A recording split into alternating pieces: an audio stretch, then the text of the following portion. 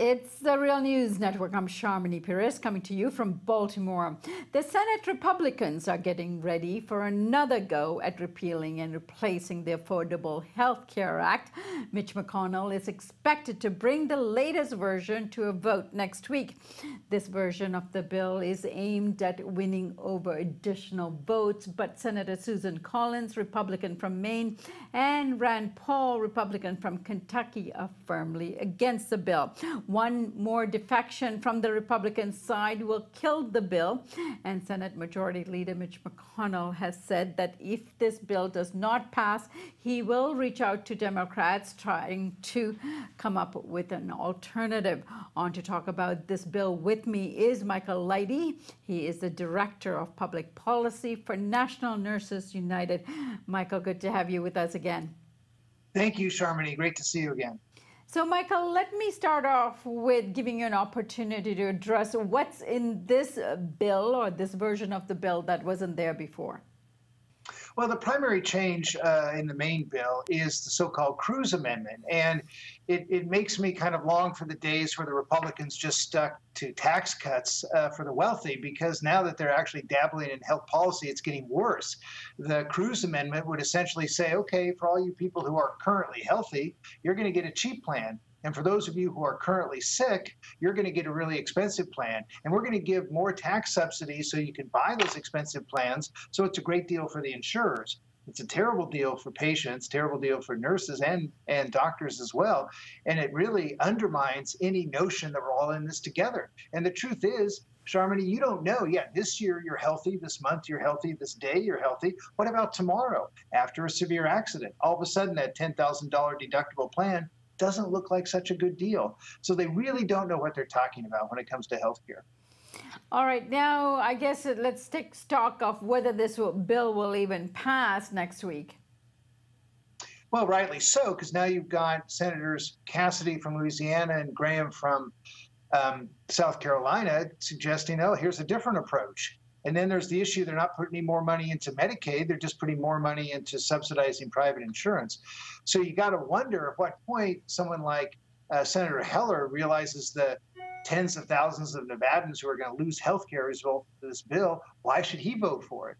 And really, this whole notion is being motivated by the Republican base anyway. It's a very unpopular piece of legislation. So I think they're really in a hard space politically. And now that they've got a competing proposal, it just doesn't look like it's coming together for them. Thank goodness. Thank goodness. Now, of course, Mitch McConnell has also said that if this bill doesn't pass this time around, he will reach out to Democrats in order to see what support he can get from the Democrats to pass a Republican bill. Where do you think that will go? Well, I don't think it'll go anywhere, and it shouldn't, because frankly, Democrats have no business shoring up a worse version of the Affordable Care Act.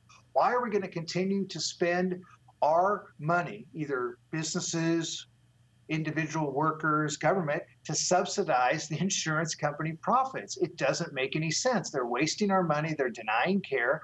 And Democrats need to say clearly, Medicare for all is the only solution.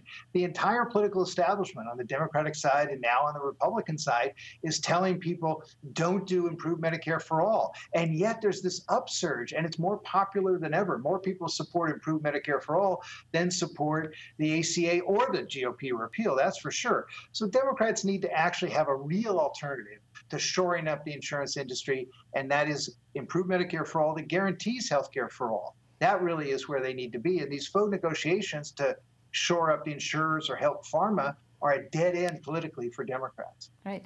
And then, of course, then there's the question, where should progressives be putting their support around? Should they try to fix with the Republicans, try to fix the Affordable Health Care Act and make it palatable, or should we abandon that and proceed to fighting for the single-payer proposal that the nurses have put forward? I think we should do single-payer, improved Medicare for all. It's popular. It's an issue that's supported by 70 or 80% of Democrats, depending on the poll. Now, tell me this. Is there an issue on the Republican side with that level of support that they're not pursuing? No, there isn't. And in fact, the GOP repeal does enjoy that level of support among some Republicans. So the Democratic position is clear. It's popular, it works, it eliminates the insurance company premiums, deductibles, and copays that are literally killing us. It solves the problem of Americans who don't get the health care they need because they can't afford it. It really is the best alternative. That's the way to defeat the GOP. That's the way to defeat Trump on this issue, is to say we've got a better alternative. It works, it's popular, let's do it, let's get the insurers out of here. All right, so let's get your prognosis on whether this bill is going to pass next week. It looks very iffy to me. I just don't see a senator like Senator Heller from Nevada, who's in a very tough fight in 18, deciding that this vehicle is a winner for him. It just isn't. It's bad for Nevadans. Certainly, it's bad for the country. You know, you look at the deal that they've got on the table now. It's not going to get Rand Paul. Not going to get Susan Collins, who is seriously considering Maine governor. And so those are, you know, three very unlikely votes to get. There are others out there too, obviously Senator Murkowski in Alaska. So you just don't see the politics coming together yet for the GOP. They've jettisoned the big tax cut to the wealthy and trying to make this a little more palatable. But the truth is, now that they're actually engaged in health policy, they're making it worse. And so we just got to get them to stop. All right, Michael, I thank you so much for joining us today. Thank you, Sharmini. Nice to see you. And thank you for joining us here on the Real News Network.